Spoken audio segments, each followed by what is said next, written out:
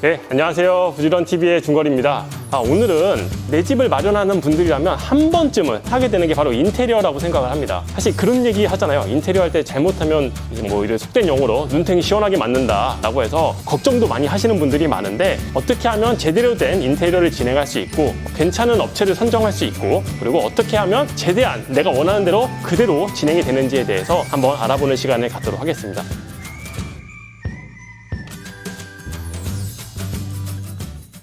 아무래도 제가 이제 인테리어 전문가도 아니고 저도 인테리어를 태어나서 한 번밖에 안 해봤기 때문에 전문가분을 모시고 오늘 촬영을 좀 진행해 보도록 하겠습니다. 한번 소개해 주시죠, 사장님. 안녕하십니까. 대전에 소재를 두고 있는 디자인 든든 인테리어 회사 대표 류상수라고 합니다. 반갑습니다. 반갑습니다.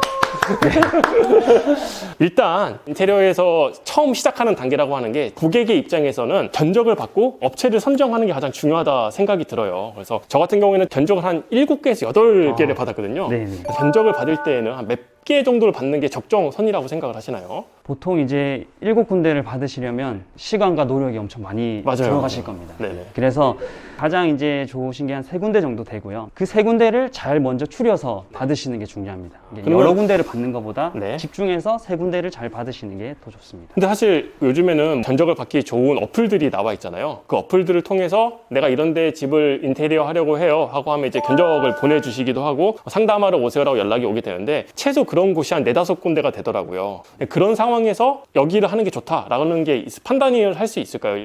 네. 사실 요즘에는 소개 어플들도 굉장히 많습니다. 네네네. 네. 제가 사실 이렇게 말씀드리기는 좀 그렇지만, 이 소개 어플들이 대부분 보면 본사가 지방에 있는 업체 몇 군데를 선정을 하는데, 사실 선정 기준이라는 것도 잘 없습니다. 네. 일단 플랫폼에 업체들을 모아서 네. 광고 위주로 하기 때문에 이 본사가 직접 이 전반적인 공사를 같이 관리를 한다든지 감리를 한다든지 그런 역할을 안 하고 그냥 소개비를 받는 정도 되기 때문에 사실 수수료가 더 많이 들게 되거든요. 네네. 네, 그리고 문제가 생겼을 때도 보증을 해주는 시스템들이 아직은 잘 형성이 되어 있지 않기 때문에 그 지역에서 하시면 그 지역 업체를 선정해서 하시는 게 훨씬 더 이득이라고 보실 수 있습니다. 어쨌든 시간과 노력을 할 수 있는 내가 의지가 있다라고 했을 때에는 인테리어 견적을 많이 받는 게 좋나요? 아니면 그냥 그래도 굳이 그럴 필요 없다, 한 3-4개만 받아도 된다라고 생각을 하시나요? 일단 이제 업체를 알아보실 때 업체의 성질을 좀 아셔야 돼요. 네네. 이제 디자인 업체라는 게 있고요. 네. 이제 토탈 인테리어 업체가 있고, 그냥 이제 소개 형태로 하는 간략하게 하는 업체가 총 3개 정도가 있다고 이제 크게 구분 지을 수 있습니다. 네. 일단 이제 이 디자인 업체들은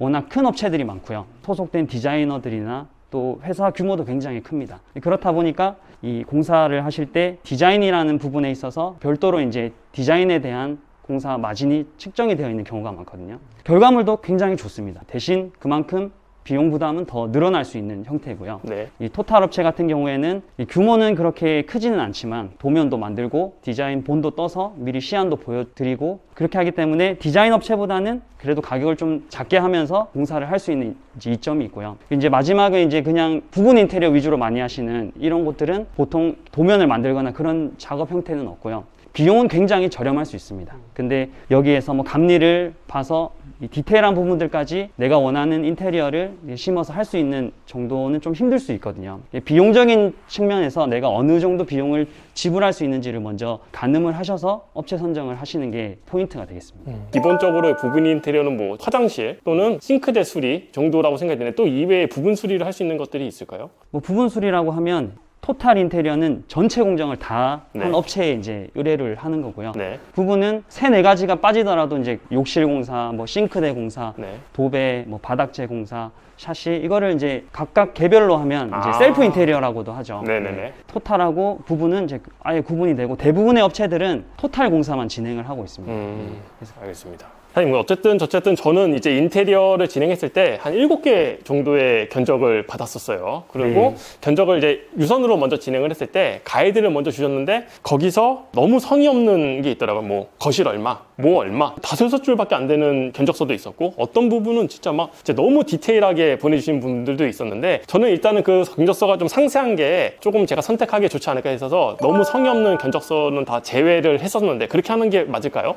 네, 맞습니다. 일단 이 견적서가 한 장으로 끝나는 업체도 굉장히 많고요. 네, 맞습니다. 3장, 4장 이상 넘어가는 업체들도 있는데, 가장 주의하셔야 될 게 뭐 견적서에서 거실 무슨 공사, 뭐 2식, 3식 이렇게 그냥 아주 간단하게만 적어 놓으면 소비자분들이 이 공사가 어떻게 진행된지를 모르기 때문에 금액만 보고 덜컥 공사를 시작하시면 결과물이 없을 수가 있습니다. 네네네. 그래서 그런 변적선을 좀 피하시는 게 좋고요. 그래도 어느 정도 디테일하게 이렇게 해서 금액이 이렇게 나오는구나 정도, 세분화 정도는 되어 있는 그런 견적서를 받아보시는 게 좋습니다. 네, 알겠습니다. 사실 저는 진짜 시간 투자를 많이 해서 7, 8군데 견적 받은 곳에 모든 곳에 저는 미팅을 다 했어요. 그렇게 진행을 하다 보니까 장점은 이제 이게 어떻게 진행되는 거구나라는 거에 가이드가 스스로가 좀 생기기도 했고, 반면에 단점은 시간이 너무 많이 들고 이 얘기를 어느 분이 하셨는지도 사실 좀 혼란스러울 때도 있었거든요. 사장님이 생각하시기에는 그럼에도 불구하고 많이 받는 게 괜찮은지 아니면 굳이 그렇게 할 필요가 없는지에 대해서 한번 말씀해 주셨으면 좋겠습니다. 저는 한 3군데 정도가 가장 적당한 것 같습니다. 이제 너무 한 군데만 받으셔도 사실 확신이 없습니다. 네, 맞습니다. 내가 이 공사를 정말 적정 가격에 하고 있는지, 이 금액이 맞는 건지,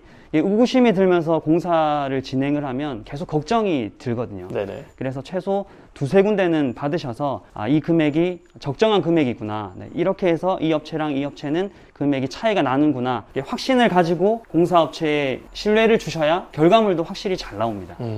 그러면 이 견적을 받기 전에 고객들 입장에서 이거는 반드시 좀 생각을 하고 견적을 받는 게 좋다라는 게 있을까요? 금액이 가장 중요합니다. 네, 물론 이제 도장 마감을 다 하고 천장도 다 털고 수평으로 다시 시공을 하고 이렇게 하면 좋겠지만 네. 인테리어라는 거는 금액 대비 결과물이 나오는 거기 때문에 일단 내가 어느 정도 예산을 쓸 수 있는지를 미리 이제 점검을 해보시는 게 좋고요. 네네. 그 예산에 맞는 업체를 선정하는 것도 중요합니다. 네네. 맞습니다. 사실 저도 견적을 7군데를 받아봤지만 금액 차이가 생각보다 레인지가 좀 넓더라고요. 그러다 보니까 여기서 하고 싶더라도 내 예산이 너무 맞지 않는다면 할 수가 없는 상황이니까 일단 예산에 대한 가이드를 확실하게 잡고 견적을 받는 게 중요하다고 생각이 듭니다. 그리고 또 추가적으로 저희가 알고 있으면 좋을 것들이 있을까요? 일단 이제 견적을 받으실 때 가장 많이 하시는 질문이 있습니다. 네네. 저도 거의 일주일에 한 20번은 질문을 받는 것 같습니다. 네네. 제가 여기 공사를 할 건데 평당 얼마인가요? 이 질문이거든요. 네네. 사실 이 질문이 가장 난해한 질문입니다. 네네.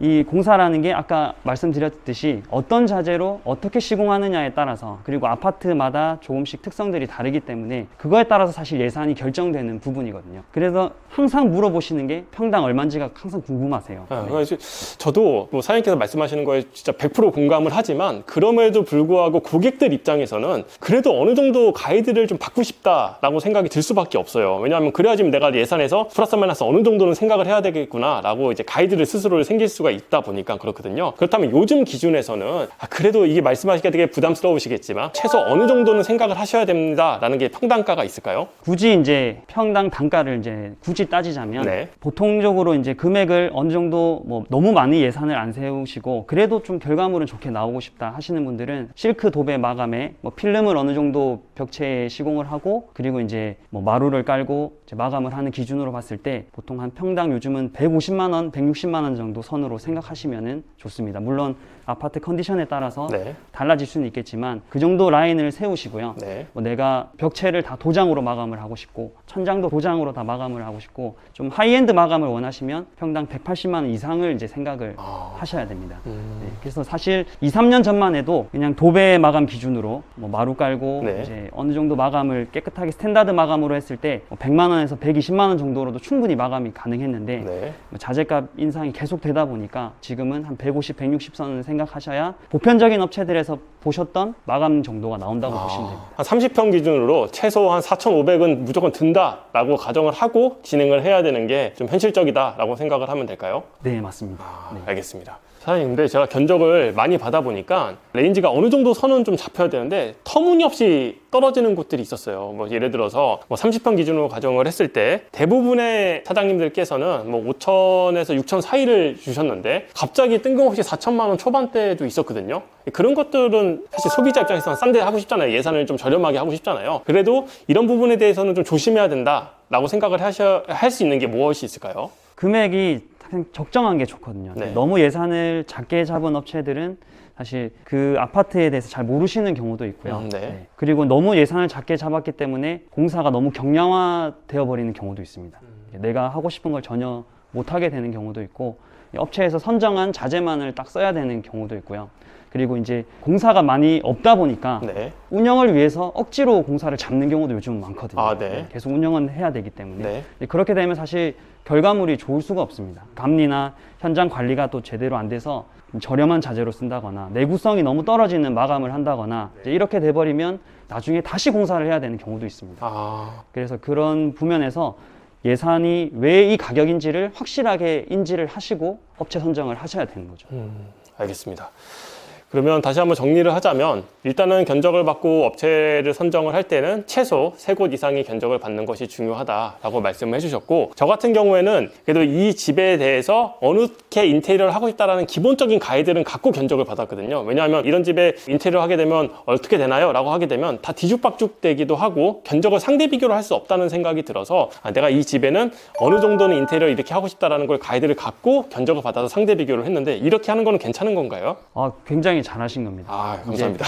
이 업체마다 견적 양식 플랫폼들이 있습니다. 네. 이 업체에서 요구하는 견적서 양식이 있거든요. 그 플랫폼에 내가 기재를 하는 겁니다. 바닥재를 뭘 하고 싶고, 그런 어느 정도 내가 원하는 자재 선정 기준이 있어야 사실 견적이 정확하게 나오는 거거든요. 네네. 그래서 어느 업체의 견적을 받으시든 이렇게 작업을 원한다, 그 정도는 포트폴리오를 제출하셔도 되고 이야기를 충분히 한 다음에 견적서를 받으셔야 됩니다. 그리고 지금 뭐 사장님께도 말씀하셨지만 이 과정에 있어서가 대부분 중요한 게 있어서 소통이라 생각이 들어요. 저도 이제 견적을 여러 곳을 받아보면서 어떤 곳은 이거 이렇게 하시면 안 되고 이렇게 하셔야 됩니다라고 좀 의견을 좀 강하게 표출하시는 대표님들이 계셨고, 또 어떤 곳에서는 예, 다 가능합니다. 다 갑니다. 예, 이렇게 해드릴 수 있습니다라고만 하시는 분들이 계셨어요. 그리고 또 어떤 곳에서는 그것도 좋은데 이렇게 하는 것들이 더 나은 결과가 나올 것 같습니다라고 이제 계속 진행이 되는 것을 봤거든요. 이게 같이 하나의 소통이라고 생각이 드는데 사장님께서는 어떻게 생각하시나요? 워낙 자재들도 다양화가 되었고 어떻게 자재를 선정하느냐에 따라서 결과물이 나오는 거기 때문에 소통이 굉장히 중요한데요.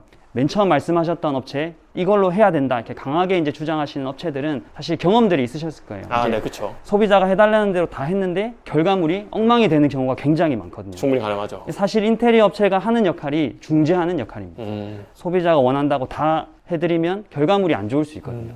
그렇다고 업체가 원하는 대로 다 하면 소비자분이 만족을 못 하시는 경우도 있습니다. 그렇죠. 그러니까 적정한 선에서 제재할 건 제재하고 권할 건 권하고 이렇게 커뮤니케이션이 잘 되는 업체를 선정하셔야 만족스러운 결과물이 나올 수 있습니다.